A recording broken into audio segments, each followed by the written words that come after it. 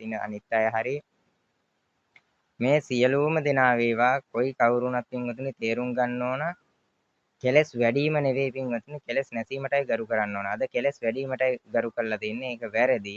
ඒ පැත්ත නැතුව එතකොට බුද්ධ ශාසනයේ පරිහානියටයි ඒක හේතුව වෙන්නේ. බුදු පියාණන් වහන්සේ ඒ පැත්ත අගය කළේ නැහැ. කෙලස් වඩන පැත්ත අගය කරේ නැහැ. කෙලස් නැසන පැත්තයි අගය කළේ. එහෙනම් නිරෝධගාමිනී ප්‍රතිපදාව අවතීර්ණ වෙලා ඒ කටයුතු කරන්න.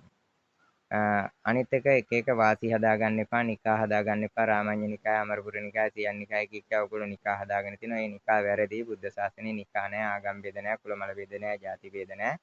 සියලුම ස්වාමීන් වහන්සේලා එකම ප්‍රතිපත්තියක් පුරන්න ඕන. එකම මහා සංඝ රත්නය විතරයි.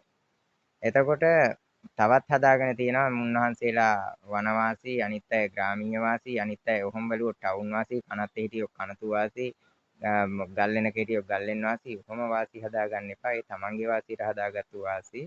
එහෙම නැතුව සියලුම ස්වාමීන් වහන්සේලා කොතන හිටියත් පාත්‍රයේ දම්පැන් ටික වළඳන්න පුරුදු වෙන්න. කොතන හිටියත් උන්වහන්සේලා සතර සංවර සීලයෙන් යුක්ත වෙන්න. චිත්ත සංවරය ඇති කරගන්න, කායි සංවරය ඇති කරගන්න, වචී සංවරය ඇති කරගන්න, ප්‍රත්‍ය සංවරය ඇති කරගන්න. ප්‍රත්‍ය අනවශ්‍ය විදිහට එකතු කරන්න එපා. ප්‍රත්‍ය තමන්ට ලැබෙන දන් ටික උනත් තමන්ට කුසර බඩ පිරෙන්න විතරක් දන් ටික ලෑස්ති කරගන්න. අනවශ්‍ය විදිහට නාස්ති නොකරන්න. පින්වතුන්ලා සියලු දෙනාටත් මහා සංඝරුවනටත්